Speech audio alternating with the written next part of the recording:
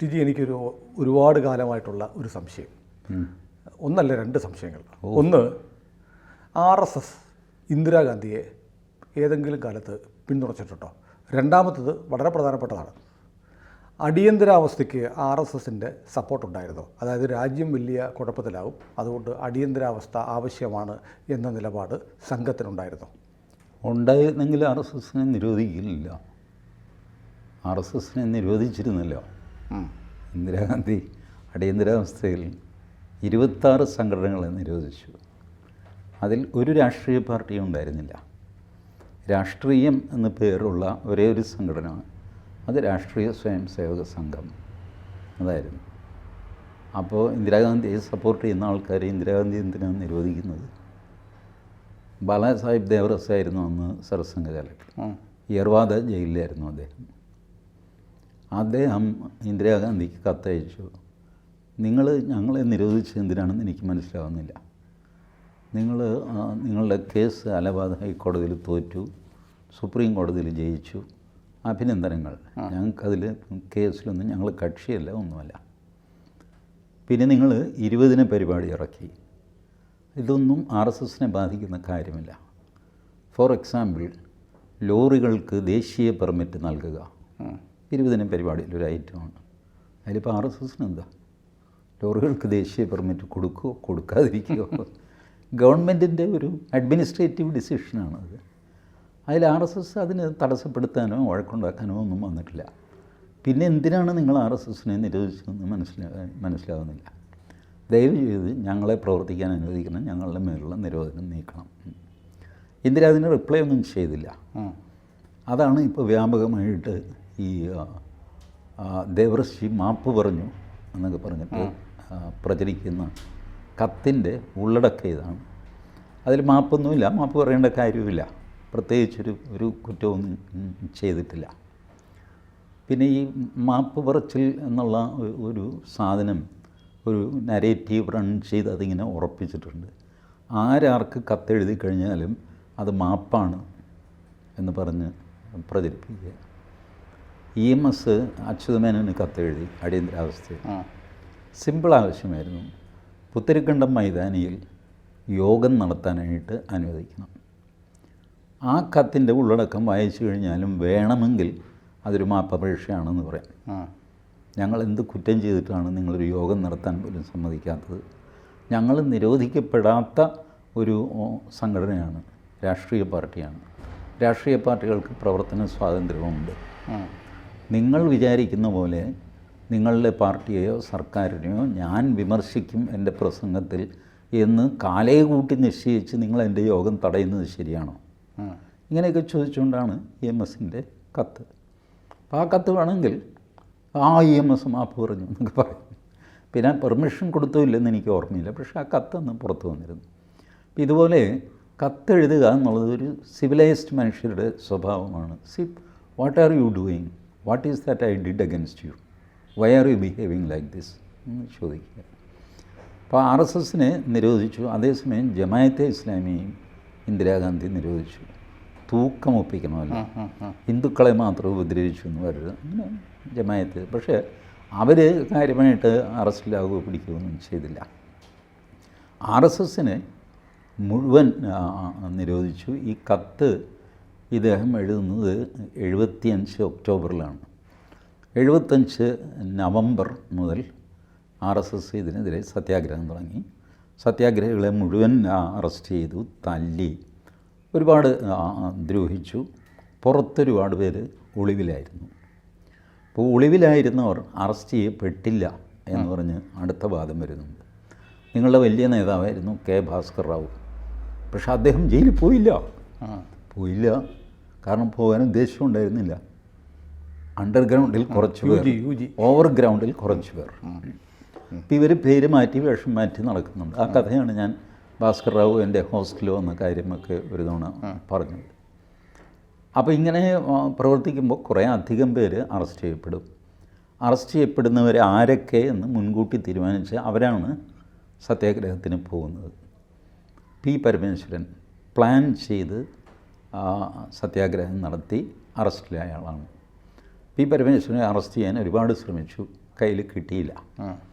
P പരമേശ്വരനെതിരെയുള്ള warrant Palakkad RSS കാര്യാലയത്തിൻ്റെ വാതിൽക്കൽ ഒട്ടിച്ച്, അങ്ങനെയാണല്ലോ ജപ്തി നടപടി, അത് ഇതൊക്കെ ആളില്ലെങ്കിൽ ഇത് ഒട്ടിച്ചിട്ട് പോകും. അങ്ങനെ വാറൻറ്റ് ഒട്ടിച്ചിട്ട് പോയി. വേറൊരു സ്ഥലത്ത് പി പരമേശ്വരൻ മുൻകൂട്ടി അറിയിച്ചുകൊണ്ട് സത്യാഗ്രഹമായിരുന്നു, അറസ്റ്റ് ചെയ്ത് ജയിലിൽ പോയി. അങ്ങനെയാണ് സംഭവിച്ചത്. ഇപ്പോൾ രാമൻപിള്ള സാറ് ഇപ്പോഴും ജീവനോടെ ഉണ്ട്, ചോദിച്ചാൽ അറിയാം. അപ്പോൾ ഇങ്ങനെയുള്ളവരൊക്കെ ജയിലിൽ പോയി. അതും ഓരോ ടൈം വെച്ചിട്ടാണ്, കൃത്യം പ്ലാനിങ് വെച്ചിട്ടായിരുന്നു ആ സമരം. അതിലൊന്നും മാർക്സിസ്റ്റ് പാർട്ടി ഉണ്ടായില്ല. EMS ജയിലിൽ കിടന്നു ഒരു 22 or 23 ദിവസം. MP മന്മഥനും EMSും ഒരേ മുറിയിലായിരുന്നു. സൗകര്യങ്ങൾ തീരെ കുറവ്, C ക്ലാസ്, സാധാരണ ക്രിമിനൽസിനെ ഇടുന്ന മുറിയിലാണ് ഇട്ടത്. EMSന് രാത്രി ഉറങ്ങാൻ പറ്റിയില്ല. MP മന്മഥൻ നടന്നും തളർന്നുമൊക്കെ വന്നുകൊണ്ട് കിടന്നുറങ്ങിപ്പോയി. ഇടയ്ക്ക് എണീറ്റ് കഴിഞ്ഞപ്പോൾ EMS വെറുതെ കുത്തിയിരിക്കുന്നു. എന്താ ഉറങ്ങുന്നില്ല, എനിക്ക് ഉറക്കം വരുന്നില്ല, നമുക്ക് നാളെ മുതൽ നിരാഹാരം കിടക്കാം, നമ്മൾ രാഷ്ട്രീയ തടവുകാരാണ്, നമുക്ക് A ക്ലാസ് ജയിൽ വേണം എന്നൊക്കെ പറഞ്ഞു. മന്മഥൻ പറഞ്ഞു, ഞാൻ അതുപോലത്തെ സമരത്തിനും ഇതിനൊന്നും ഞാനില്ല, അവരെത്ര കാലം എന്ന് വെച്ചാൽ എന്നെ ജയിലിലിട്ടോട്ടെ എന്ന് പറഞ്ഞു. ഏതായാലും 23ാമത്തെ ദിവസം മറ്റോ EMS പുറത്തിറങ്ങി. P ഗോവിന്ദപിള്ള ഈ വലിയ തത്വചിന്തകനായിരുന്നല്ലോ, അദ്ദേഹം നാടൻ കലകളെപ്പറ്റി റിസർച്ച് ചെയ്യാനായിട്ട് മംഗലാപുരത്തോ കർണാടകയിൽ പോയി. അങ്ങനെ കാരണം അടിയന്തരാവസ്ഥയായി കഴിയുമ്പോൾ നാടൻ കലകളെപ്പറ്റിയും റിസർച്ച് ചെയ്യണമല്ലോ. അതിനായിട്ട് അദ്ദേഹം നാട് വിട്ടു. ഇതൊക്കെയാണ് ഇതിൻ്റെ യാഥാർത്ഥ്യം. അവരെ നിരോധിച്ചിരുന്നില്ല. മാർക്സിസ്റ്റ് പാർട്ടിയിൽ ഏറ്റവും അധികം തടവിൽ കിടന്ന ആൾ നമ്മുടെ പിണറായി വിജയനാണ്. 1.5 വർഷം ജയിലിലായിരുന്നു. അത് പക്ഷേ അടിയന്തരാവസ്ഥയുടെ പേരിലല്ല. പിണറായി വിജയൻ സാധാരണ ഇതിൽ പോലീസുമായിട്ട് വഴക്കുണ്ടാക്കും. ഇവിടെയും പോലീസുമായിട്ട് വഴക്കുണ്ടാക്കി അവർ പിടിച്ചകത്തിട്ടു.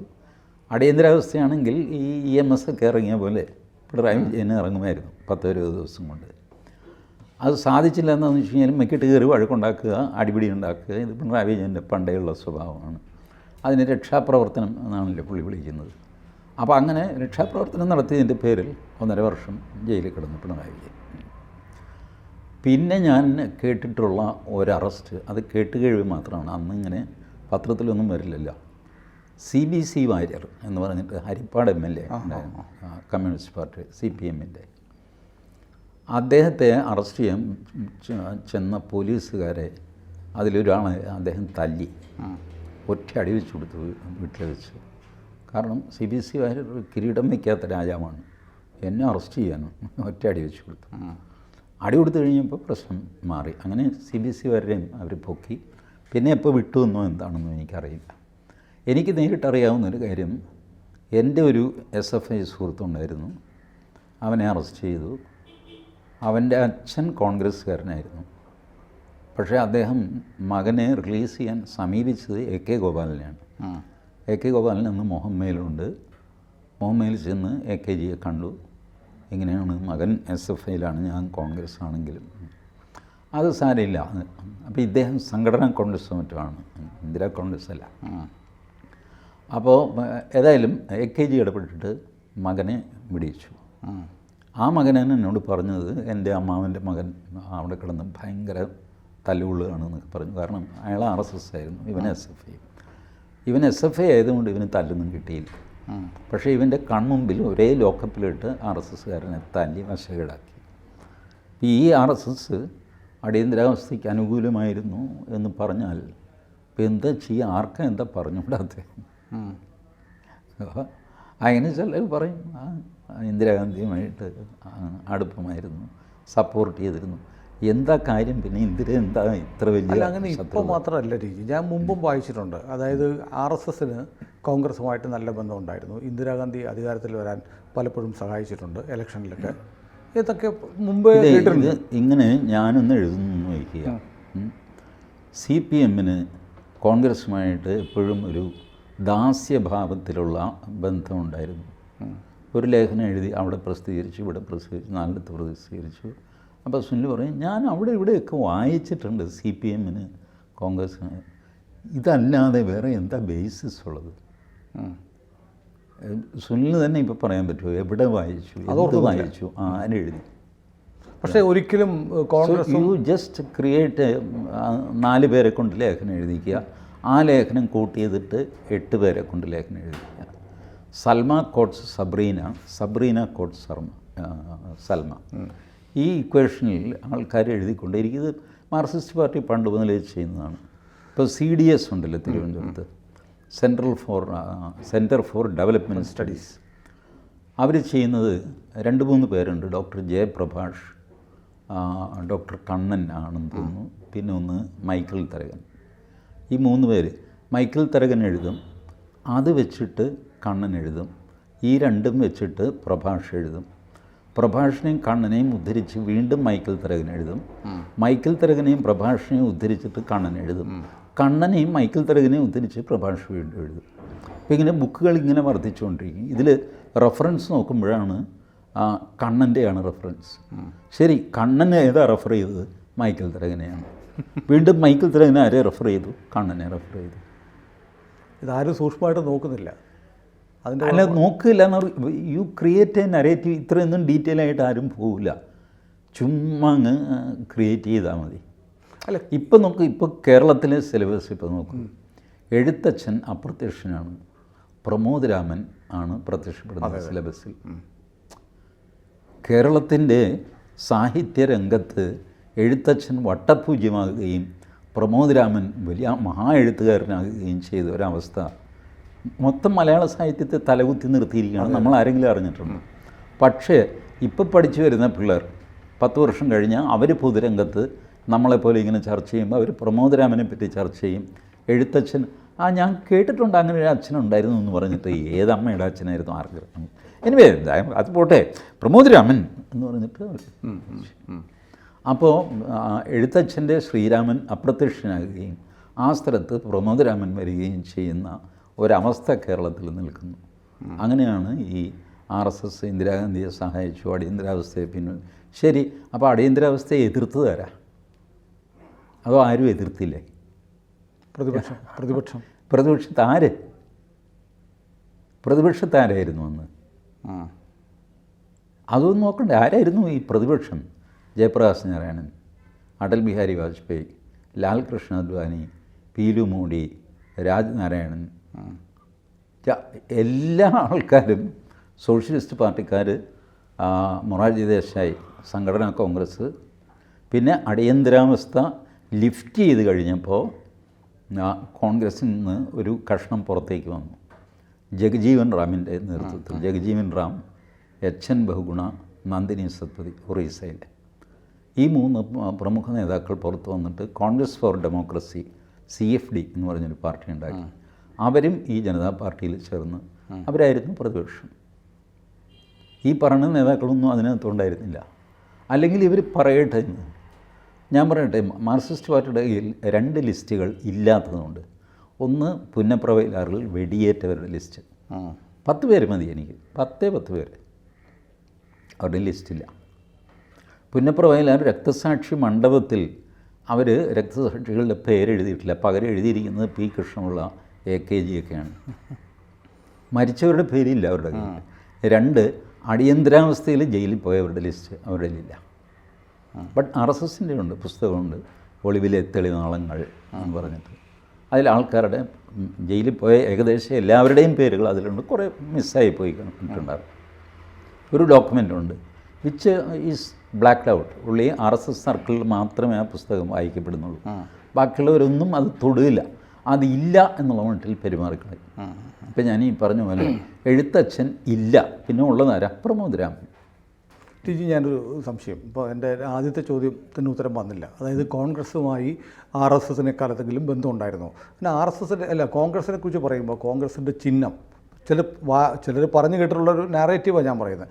പശുവും കിടാവും ഒരു ഹിന്ദുത്വ ചിഹ്നമായിരുന്നു. പിന്നെ കോൺഗ്രസ്സിന് പൊതുവെ ഇന്നത്തെ പോലെ ആൻറ്റി ഹിന്ദു ഒരു മോഡലായിരുന്നില്ല അന്നത്തെ കോൺഗ്രസ്. അതുകൊണ്ടൊക്കെ സ്വാഭാവികമായും RSSന് ഒരു ആഭിമുഖ്യം കോൺഗ്രസിനോടുണ്ടായിരുന്നു. അത് തിരഞ്ഞെടുപ്പുകളിലും പ്രതിഫലിച്ചിട്ടുണ്ട് എന്നൊക്കെ പറയുന്നുണ്ട്. എന്നെങ്കിലും തിരഞ്ഞെടുപ്പിൽ RSSൻ്റെ ഒരു പിന്തുണ കോൺഗ്രസ് പാർട്ടിക്ക് കിട്ടിയിട്ടുണ്ടോ? സി ഈ ജനസംഘം ഇല്ലാത്ത സ്ഥലത്ത് ഒരു ലെസർ ഈവിൾ എന്നുള്ള രീതിയിൽ കോൺഗ്രസ്സിന് RSSകാർ വോട്ട് ചെയ്തിട്ടുണ്ട്. കാരണം പ്രത്യേകിച്ച് കേരളത്തിൽ ഈ കമ്മ്യൂണിസ്റ്റ് പാർട്ടിയുടെ ഉപദ്രവം സഹിക്കാൻ വയ്യാതെ കോൺഗ്രസ്സിന് വോട്ട് ചെയ്യാൻ നിർബന്ധിതരായി. RSS അന്ന് കോൺഗ്രസ്സിന് അത്ര അൺടച്ചബിൾ ആയിരുന്നില്ല. ഇപ്പോൾ വലിയ ബഹളം വയ്ക്കുന്ന മാതൃഭൂമി, ഞാൻ പറഞ്ഞില്ലേ, RSSൻ്റെ പ്രാർത്ഥന, സംസ്കൃതത്തിലുള്ള പ്രാർത്ഥന മലയാളത്തിൽ തർജ്ജമ ചെയ്ത ഒരാൾ എഴുതിയത് പ്രസിദ്ധീകരിച്ചത് മാതൃഭൂമിയാണ്, മാതൃഭൂമി പത്രമാണ്. ഇപ്പോൾ മാതൃഭൂമി അവർ ആർക്കൈവ്സിൽ നിന്ന് തന്നെ നശിപ്പിച്ചു കാണും മിക്കവാറും. അതാണ് അവസ്ഥ. അപ്പോൾ അന്ന് ഈ പറയുന്ന മാതിരി അനിമോസിറ്റി ഇല്ല. എൻ്റെ പഞ്ചായത്തിൽ അന്ന് പഞ്ചായത്ത് പ്രസിഡൻറ്റ് KC മുഹമ്മദ് കുഞ്ഞാണ്. അപ്പോൾ പഞ്ചായത്ത് തിരഞ്ഞെടുപ്പ് വരുമ്പോൾ KC മുഹമ്മദ് കുഞ്ഞിന് വേണ്ടി വോട്ട് പിടിക്കാൻ എൻ്റെ അച്ഛൻ പോകും. സൈക്കിളിലാണ് മുഹമ്മദ് കുഞ്ഞിൻ്റെ തന്നെ യാത്ര. സൈക്കിൾ തന്നെ അന്ന് വലിയ ലക്ഷറിയാണ്. ഒരു പഞ്ചായത്തിൽ സൈക്കിളുള്ളവർ 2-3 പേരേ ഉണ്ടാവുള്ളൂ. അതിലൊരാൾ പഞ്ചായത്ത് പ്രസിഡൻറ്റ് KC മുഹമ്മദ് കുഞ്ഞാണ്.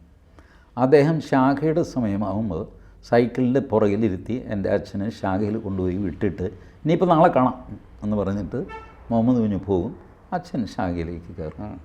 അത്രയ്ക്ക് അടുപ്പമൊക്കെ ഉണ്ടായിരുന്നു. ബട്ട് അതൊന്നും ഒരു കോൺഗ്രസ്സിനുള്ള സപ്പോർട്ടല്ല, വേറെ ഒന്നും ചെയ്യാനില്ല. അന്ന് ജനസംഘമൊന്നും ഞങ്ങളുടെ ഗ്രാമത്തിൽ എത്തിയിട്ടില്ല, ഒരു പാർട്ടി എന്നുള്ള നിലയ്ക്ക് എത്തിയിട്ടില്ല. 67 മറ്റോ ഞങ്ങളുടെ നാട്ടിലെ നടരാജൻ വൈദ്യർ, വലിയ വൈദ്യരായിരുന്നു, തിരുമ്മ ചികിത്സ ആയുർവേദമൊക്കെയുള്ള കയ്യിൽ 10 കാശുള്ള ആൾ. ഈ വൈദ്യരെ ഞങ്ങളെല്ലാം കൂടെ പിടിച്ച് നിർബന്ധിച്ച് സ്ഥാനാർത്ഥിയാക്കി. എൻ്റെ അച്ഛനും വേറെ കുറച്ച് പേരൊക്കെ, ഞാനൊന്ന് പയ്യനാണ്. അപ്പോൾ വൈദ്യർ പറഞ്ഞു എനിക്കത് പറ്റി, പുള്ളി RSSകാരനാണ്, പക്ഷേ ജനസംഘം എന്നൊക്കെ പറഞ്ഞ് രാഷ്ട്രീയമൊന്നും എനിക്ക് പറ്റില്ല. അയ്യോ അത് പറ്റില്ല, നമ്മളെ മാനം രക്ഷിക്കണം വൈദ്യരെ എന്നൊക്കെ പറഞ്ഞിട്ട് ഓടിച്ചു. അന്ന് ഇതുപോലെ BJPയിൽ ഇപ്പോൾ ഉള്ളതുപോലെ സ്ഥാനാർത്ഥിയാകാനുള്ള അടിപിടിയൊന്നുമില്ല. ഓടിച്ചിട്ട് പിടിച്ച് കുളത്തിച്ചാടിച്ചൊക്കെയാണ് ഒരാളെ സ്ഥാനാർത്ഥിയാക്കുന്നത്. അപ്പോൾ അങ്ങനെ വൈദ്യരെ കുടുക്കി ഞങ്ങൾ അരൂര് നിർത്തി 352 വോട്ട് കിട്ടി ആ തെരഞ്ഞെടുപ്പിൽ, നിയമസഭാ തെരഞ്ഞെടുപ്പിൽ. ആ 352 ഞങ്ങൾ ആഘോഷിച്ചു. പിന്നെ കെട്ടിവെച്ച കാശ് കിട്ടുമ്പോൾ ആഘോഷിക്കാൻ തുടങ്ങി. അപ്പോഴത്തേക്ക് BJP ആയി കഴിഞ്ഞിരുന്നു. ഇത്തരം ഒരു കാലം RSSനുണ്ടായിരുന്നു, BJPക്കും ഉണ്ടായിരുന്നു. അപ്പോൾ അന്ന് തോന്നിയാസാർക്കൊക്കെ വോട്ട് ചെയ്തിട്ടുണ്ട്. പത്തനംതിട്ടയിൽ സ്വതന്ത്രമായിട്ട് മത്സരിച്ച KK നായർക്ക് വോട്ട് ചെയ്തിട്ടുണ്ട്. NDPയുടെ കർത്താവ് ആലപ്പുഴയിൽ നിൽക്കുമ്പോൾ അങ്ങേർക്ക് വോട്ട് ചെയ്തിട്ടുണ്ട്. ഇങ്ങനെ പേഴ്സണൽ ലെവലിൽ ആൾക്കാർക്ക് വോട്ട് ചെയ്തിട്ടുണ്ട്. എക്സെപ്റ്റ് ഫോർ കമ്മ്യൂണിസ്റ്റുകാർക്ക് വോട്ട് ചെയ്തു. അടിയന്തരാവസ്ഥ കഴിഞ്ഞുള്ള തെരഞ്ഞെടുപ്പിൽ കമ്മ്യൂണിസ്റ്റുകാർക്ക് വോട്ട് ചെയ്തു. RSS വ്യാപകമായിട്ട് RSS വോട്ട് ചെയ്തു. കാരണം അന്ന് ധാരണയുണ്ടായിരുന്നു ജനതാ പാർട്ടിയും കമ്മ്യൂണിസ്റ്റ് പാർട്ടിയും തമ്മിൽ. ഇന്ന് കമ്മ്യൂണിസ്റ്റ് പാർട്ടി അത് ഓർക്കാൻ ആഗ്രഹിക്കുന്നില്ല, പക്ഷെ അന്ന് ധാരണയുണ്ടായിരുന്നു. അങ്ങനെയാണ് ഈ ഉദുമയിൽ മത്സരിച്ച മാരാർജി പിണറായി വിജയന് വേണ്ടിയിട്ട് കൂത്തുപറമ്പിൽ വന്ന് പ്രചരണം നടത്തി എന്നൊക്കെ പറഞ്ഞുള്ള ഫോട്ടോ കണ്ടിരുന്നു. അങ്ങനെ ചെയ്തിട്ടുണ്ട്. അതിലെന്താ തെറ്റ്? അന്ന് ഈ അടിയന്തരാവസ്ഥ എന്ന് പറഞ്ഞു കഴിഞ്ഞാൽ അത്ര ഭീകരമായ ഒരു അവസ്ഥയായിരുന്നു. ആ സമയത്ത് ആരുമായിട്ട് കൂട്ടുകൂടി എങ്ങനെയെങ്കിലും ഇന്ദിരാഗാന്ധിയെ അധികാരത്തിൽ നിന്ന് താഴെ ഇറക്കുക, ഇതായിരുന്നു ലക്ഷ്യം. അടിയന്തരാവസ്ഥ ഇല്ലാതെയാക്കുക. തെരഞ്ഞെടുപ്പിലൂടെ ഇന്ദിരാഗാന്ധി അധികാരത്തിൽ വന്നു കഴിഞ്ഞാൽ അടിയന്തരാവസ്ഥ വാലിഡേറ്റ് ചെയ്യപ്പെടും. ജനങ്ങൾ അവർക്ക് കൊടുത്ത മാൻഡേറ്റായിട്ട് വ്യാഖ്യാനിക്കപ്പെടും. അങ്ങനെ ജനാധിപത്യത്തിലൂടെ ഏകാധിപത്യം വരും. ഇതായിരുന്നു പേടി. ജോർജ് ഫെർണാണ്ടസ് ഈ തെരഞ്ഞെടുപ്പ് ബഹിഷ്കരിക്കണമെന്നുള്ള ആളായിരുന്നു. അദ്വാനിയാണ് ജോർജിനെ കൺവിൻസ് ചെയ്യുന്നത്. അദ്വാനി പറഞ്ഞു ഇല്ല, ഭാരതം നമ്മളെ കൈവിടുകയില്ല, നമുക്കിത് ചെയ്യാം എന്ന് പറഞ്ഞു. അങ്ങനെയാണ് തെരഞ്ഞെടുപ്പിലേക്ക് പോകുന്നത്. അപ്പോൾ അന്ന് നോൺ കോൺഗ്രസ് പാർട്ടികളെല്ലാം തന്നെ ഐക്യപ്പെട്ടു. ഈവൻ അതിനു മുമ്പ് തന്നെ 1967 സംയുക്ത വിധായക് ദൾ മന്ത്രിസഭ നിലവിൽ വന്നു. പല സംസ്ഥാനങ്ങളിൽ, ഉത്തർപ്രദേശ്, ബീഹാർ, പഞ്ചാബ്, രാജസ്ഥാൻ, 4 സ്ഥലത്ത് മറ്റോ സംയുക്ത വിധായക് ദൾ. അതിനകത്ത് Janasangham, socialist party, CPI, CPM. CPM മുന്നണിയിലുണ്ടെങ്കിലും അവർക്ക് മന്ത്രിസ്ഥാനം കിട്ടിയില്ല, അവർക്ക് സീറ്റ് കുറവാണ്. അവിടേക്ക് CPI ആണല്ലോ വലുത്. പിന്നീട് CPIയും ക്ഷണിച്ചു. പക്ഷേ CPI ആയിരുന്നു അന്ന് വലിയ പാർട്ടി. CPIക്ക് മന്ത്രിസ്ഥാനം കിട്ടി ഈ മുന്നണി മന്ത്രിസഭയിൽ. അങ്ങനെ ജനസംഘവും CPIയും സോഷ്യലിസ്റ്റ് പാർട്ടിയും ഭരിക്കുകയും CPM ഭരണകക്ഷിയിലെ ഒരു ഘടകം, മന്ത്രിസ്ഥാനം ഇല്ലെന്നേ ഉള്ളൂ. ഇന്നിപ്പം മറ്റേ INL ഇതുപോലെ ചെറിയ പാർട്ടികളുണ്ടല്ല, LDFിലാണ്, പക്ഷേ മന്ത്രിസ്ഥാനം ഇല്ല. അങ്ങനെയുള്ള മന്ത്രിയുണ്ട്. പിന്നെ മാറിയല്ല, പിന്നീട് വേറെ ആർക്കോ കൊടുക്കുക. അങ്ങനെ ഏതായാലും മന്ത്രിസ്ഥാനം ഇല്ലാത്ത കക്ഷികൾ മുന്നണിയിലുണ്ടാവുക സ്വാഭാവികമാണ്, ഉണ്ടായിട്ടുണ്ട്. തീരെ ചെറിയ കക്ഷിയായിക്കൊണ്ട് അവർ മുന്നണിയിലുണ്ട്, പക്ഷേ മന്ത്രിസ്ഥാനം ഇല്ല. അങ്ങനെയായിരുന്നു CPMൻ്റെ അവസ്ഥ. പക്ഷേ അവർക്ക് ഈ കമ്മിറ്റികളിലൊക്കെ സ്ഥാനം ഉണ്ടാകും. അന്ന് പഞ്ചാബിൽ പബ്ലിക് അക്കൗണ്ട്സ് കമ്മിറ്റി ചെയർമാനായിട്ട് ഹർകൃഷ്ണൻ സിംഗ് സുർജിത്ത് ആയിരുന്നു. You just Google through the history, ഇതൊന്നും രഹസ്യമൊന്നുമല്ല. അപ്പോൾ അതുകൊണ്ട് ഈ കൂട്ടുകൂടുന്ന കാര്യത്തിലാണെങ്കിൽ ഏറ്റവും കൂടുതൽ തവണ കൂട്ടുകൂടിയിരിക്കുന്നത് കമ്മ്യൂണിസ്റ്റ് പാർട്ടിയും ജനസംഘവും അല്ലെങ്കിൽ BJPയാണ്, കോൺഗ്രസ് അല്ല. കോൺഗ്രസുമായിട്ട് ഒരു തവണ കൂടിയിട്ടുണ്ട്, ഒന്നല്ല 2 തവണ. ഒന്ന് സിക്കിം തെരഞ്ഞെടുപ്പ്. സിക്കിമിൽ ഒരേ ഒരു സീറ്റേ ഉള്ളൂ. ആ സീറ്റിൽ സിക്കിമിലെ ആ ഒരു പാർട്ടിയല്ല, അത് വേറെ ആരും ജയിക്കില്ല. ഇപ്പോഴും അത് സ്ഥിതിയാണ്. അപ്പോൾ 2009 എങ്ങനെയും ഇവരെ തോൽപ്പിച്ച് അടങ്ങുള്ളൂ എന്ന് പറഞ്ഞിട്ട് BJPയും കോൺഗ്രസും CPMും കൂടെ ചേർന്നൊരു മുന്നണി ഉണ്ടാക്കി. 2009 ഇത് ചോദിച്ചപ്പോൾ സീതാറാം യെച്ചൂരി പറഞ്ഞു, അതൊന്നും പാർട്ടിയുടെ അനുമതിയുടെ അല്ല, അത് ലോക്കലി അവരെന്തോ ചെയ്തതാണ്, വി ആർ നോട്ട് റെസ്പോൺസിബിൾ എന്ന് പറഞ്ഞ് ഒഴിഞ്ഞു മാറി. ബട്ട് ലോക്കലി ഇത് ചെയ്യാൻ കാര്യം ഇതാണ്, എങ്ങനെയും ഇയാളെ തോൽപ്പിക്കണം. അപ്പോൾ അങ്ങനെ ഒരു തവണ കോൺഗ്രസുമായിട്ടും കമ്മ്യൂണിസ്റ്റുമായിട്ടും കൂടി. പിന്നെ കോൺഗ്രസുമായിട്ട് കൂടിയത് 91 കേരളത്തിലെ തിരഞ്ഞെടുപ്പ്. കോലീബി സഖ്യം എന്ന് പറയുന്നത് കോൺഗ്രസ് ലീഗ് BJP രത്നസിംഗും ഡോക്ടർ മാധവൻകുട്ടിയും, ബേപ്പൂർ അസംബ്ലി സീറ്റിൽ മാധവൻകുട്ടി സാറും, വടകര ലോക്സഭാ സീറ്റിൽ അഡ്വക്കേറ്റ് രത്നസിംഗ്, അഡ്വക്കേറ്റ് ജനറലൊക്കെ ആയിരുന്നു അഡ്വക്കേറ്റ് രത്നസിംഗ്. രണ്ടുപേരും തോറ്റുപോയി. അതാണ് ഈ പാഴായിപ്പോയ പരീക്ഷണം എന്ന് പറഞ്ഞിട്ട് ജന്മഭൂമിയിലെ കുഞ്ഞിക്കണ്ണൻ എഴുതിയ മാരാർജിയുടെ ജീവചരിത്രമാണ്, ചേറിൽ വിരിഞ്ഞ ചിന്താമര എന്ന ജീവചരിത്രം. അതിലൊരു അധ്യായമാണ് പാഴായിപ്പോയ പരീക്ഷണം. ഇപ്പോൾ പലരും എന്തോ രഹസ്യം കണ്ടുപിടിച്ച പോലെയൊക്കെ എന്നോട് പറയാറുണ്ട്, നിങ്ങൾ പണ്ട് മുസ്ലിം ലീഗുമായിട്ട് കൂടിയില്ലേ? ഞാൻ പറഞ്ഞു, കൂടി അത് എഴുതിയും കൂടെ വെച്ചിട്ടുണ്ട്. താനെന്ത് പുതിയതെന്തോ കണ്ടുപിടിച്ച പോലെ. ഞാനിപ്പോൾ പറയാറില്ല ഇടയ്ക്ക് BJPയും മുസ്ലിം ലീഗും കൂടെ ചേരണം പൊളിറ്റിക്സിന്. അപ്പോൾ എന്ന് പറഞ്ഞ ബഹളം, ഇവിടെ ഈ ചെയ്തിട്ടുണ്ടെന്ന് നിങ്ങൾ പരസ്യമായിട്ട് നിങ്ങൾ രണ്ടും കൂടെ ചേർന്ന് സ്ഥാനാർത്ഥിയെ നിർത്തി മത്സരിച്ചിട്ടുണ്ട്. അത് ഞാൻ പറഞ്ഞു കഴിയുമ്പോൾ എന്തോ മഹാഭാവമാകുന്നത് എങ്ങനെ? ഈ കാർന്നോന്മാർ ഇതൊക്കെ ചെയ്തിട്ടുണ്ട്. സകല every trick of the trade was practice by your elders. They were more wise than you. Please understand that. അവരെ കാണിച്ച വഴിയിലൂടെ മുന്നോട്ട് പോകാൻ നിങ്ങൾ തയ്യാറല്ല. നിങ്ങളെന്തോ വലിയ കാര്യം പറഞ്ഞിട്ട് വോട്ട് ശരി പിടിച്ചോളൂ, എങ്ങും എത്തുന്നില്ലല്ലോ. So you try the techniques which were tried by your ancestors, nothing wrong in that. അതാണ് എൻ്റെ പോയിന്റ്. ഈ രാജീവ് ഗാന്ധി കൊല്ലപ്പെട്ടതിന് ശേഷം RSS കോൺഗ്രസിന് അനുകൂലമായി നിലപാടെടുത്തില്ലേ?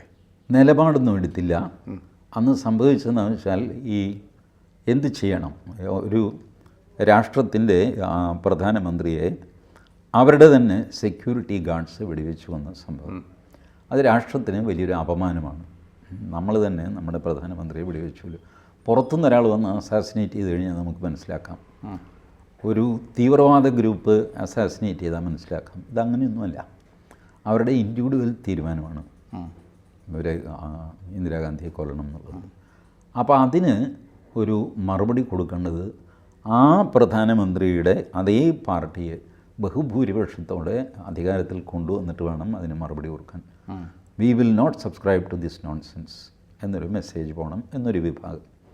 അതല്ല, സിഖുകാരുടെ പ്രശ്നം വളരെ വലുതാണ്. പ്രധാനമന്ത്രിയെ കൊന്നു, ശരി, അത് 2 സിഖുകാർ കൊന്നതാണ്.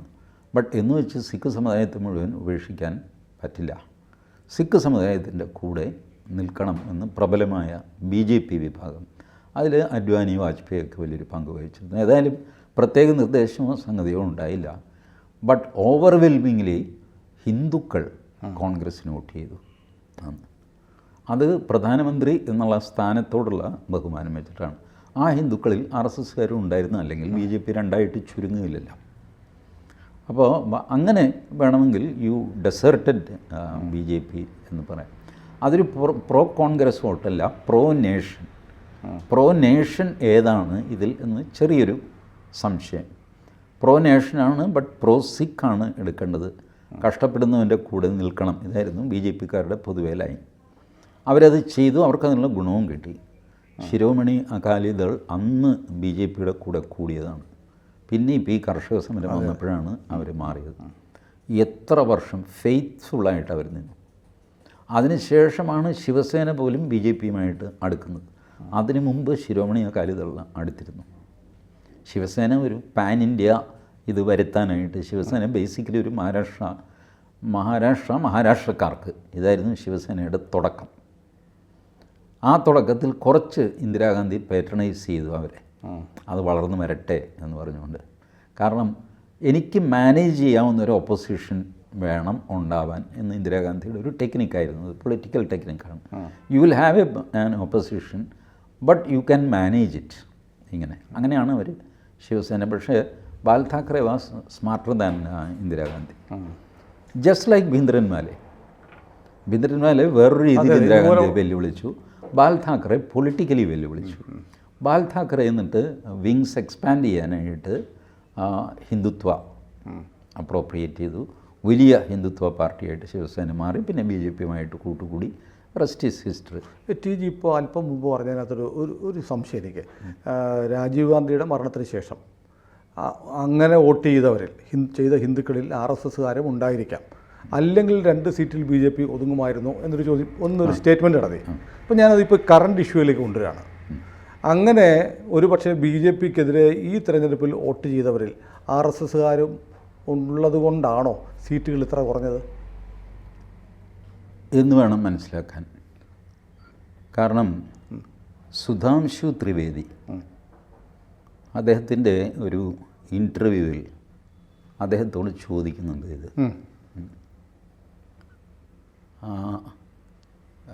ഒരു ഹിന്ദിയിൽ ദോഹ എന്ന് പറയുമല്ലോ, ഈരടികൾ.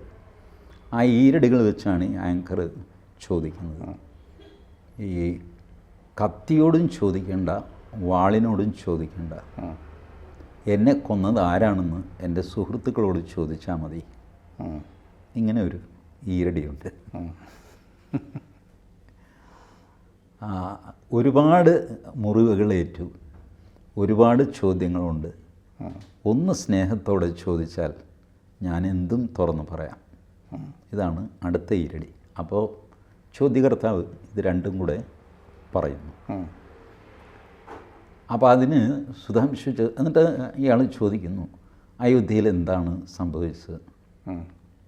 അപ്പോൾ സുധാംശു ചതുർവേദി മഹാസമർത്ഥനാണ്. ഇതുപോലെ ഉറുദുവിൽ തിരിച്ച് അദ്ദേഹം പറഞ്ഞത്, മുറിവുകൾ ഒരുപാട് ഏറ്റിരുന്നു, മുറിവുകളിലെ ആഴം ആർക്കും മനസ്സിലായില്ല, മുറിവുകൾ എങ്ങനെ വെച്ച് കെട്ടി എന്ന് പോലും ആരും തിരിഞ്ഞു നോക്കിയില്ല.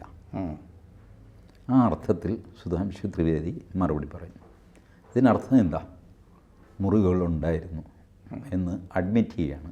ഖഞ്ചർ സെ കറോ ബാത്ത് ന തൽവാർ സെ പൂച്ചോ. കത്തിയോട് സംസാരിക്കേണ്ട, വാളിനോട് ചോദിക്കുകയും വേണ്ട. ഏ കത്ൽ ഹുവാ കേസെ മെരെ യാർ സെ പൂച്ചോ. ഈ കൊലപാതകം നടന്നത് എങ്ങനെ എൻ്റെ സുഹൃത്തിനോട് ചോദിക്കൂ. അതാണ്. കുച്ച് ഭൂൽ ഹുയി ഹേ തോ സജാ ഭി കൊയ് ഹോഗി. ചില തെറ്റുകൾ സംഭവിച്ചിട്ടുണ്ടെങ്കിൽ അതിന് ശിക്ഷയും ഉണ്ടാകും. സബ് കുച്ച് മേ ബത്താ ദൂങ്ക ജറാ പ്യാർ സെ പൂച്ചോ. എല്ലാം ഞാൻ പറയാം, സ്നേഹത്തോടെ ഒന്ന് ചോദിക്കൂ. അതിൻ്റെ മറുപടിയാണ്, തമാം ജിസ്മ ഹി घायल था, घाव ऐसा था कोई न जान सका, रख रखावत कैसा था. തമാം ജിസ്മ, മൊത്തം ശരീരം ആത്മാവടക്കം മുറിവേറ്റിരുന്നു. മുറിവിൻ്റെ ആഴം ആർക്കും അറിയില്ലായിരുന്നു. ആർക്കും ഇതിൻ്റെ മെയിൻ്റനൻസ്, ദേഖ്ഭാൽ, റഖ്രഖാവത്ത് എന്ന് പറഞ്ഞു കഴിഞ്ഞാൽ എങ്ങനെ ഇത് മാനേജ് ചെയ്തു ആ മുറിവ് എന്നാർക്കും അറിയില്ലായിരുന്നു. ഇതാണ് BJPക്ക് സംഭവിച്ചതിൻ്റെ രത്നച്ചുരുക്കം ചോദ്യോത്തരത്തിൽ ഉറുദു ദോഹയിലൂടെ അവർ കൺവേ ചെയ്തത്. അപ്പോൾ ആ ചോദ്യം ചോദിച്ച ആൾ പറഞ്ഞു, ഇനി കൂടുതലൊന്നും പറയണ്ട, എല്ലാം മനസ്സിലായി. So in every failure there will be an element of this type of ഈ ബിട്രയൽ എന്ന് ഞാൻ വിളിക്കില്ല, ഡിസ്ഗ്രൻഡിൽമെൻ്റ് ഉണ്ടല്ലോ, നിരാശ തോന്നുക, നമ്മൾ വിചാരിക്കുന്ന ഒരു കാര്യവും നടക്കുന്നില്ല എന്ന് തോന്നുക, നമുക്കൊരു വിലയില്ല, നമ്മൾ അവഗണിക്കപ്പെടുന്നു എന്ന് തോന്നുക, ഇതൊക്കെ രാഷ്ട്രീയത്തിൽ വോട്ടിൽ പ്രതിഫലിക്കും. ആ പാഠം പലപ്പോഴും BJPക്കാർ മറന്നു പോകുന്നു. അതാണ് ഇവർക്ക് ഇടയ്ക്കിടയ്ക്ക് ഓർമ്മിപ്പിക്കേണ്ടി വരുന്നത്. അതിനെ തുടർന്നാണ് ഈ ഇൻ്റർവ്യൂവിന് മുമ്പാണ് നമ്മുടെ രത്തൻ ശാരദയുടെ ലേഖനം. രത്തൻ ശാരദയുടെ ലേഖനം RSSൻ്റെ അഭിപ്രായമാണോ? അല്ല. പക്ഷേ രത്തൻ ശാരദയുടെ ലേഖനം ഓർഗനൈസറിൽ വന്ന ദിവസം രത്തൻ ശാരദ എനിക്ക് അയച്ചു തരുന്നു. ഇനി സുനിൽ പറയൂ, അത് RSSൻ്റെ അഭിപ്രായമാണോ? There are so many things. നമുക്ക് ആ കവിതയിൽ അവസാനിപ്പിച്ചതുപോലെ ഇവിടെ അവസാനിപ്പിക്കാം. ഇത് പ്യാർ സെ ചോദിച്ചുകൊണ്ടാണ് ഞാൻ ഇത്രയും പറഞ്ഞത്, അല്ലെങ്കിൽ പറയുമായിരുന്നില്ല. കൂടുതൽ വാർത്തകളും വിശേഷങ്ങളും നിങ്ങളിലേക്ക് എത്താൻ ABC മലയാളം സബ്സ്ക്രൈബ് ചെയ്യുക, ബെൽ ബട്ടണും അമർത്തുക.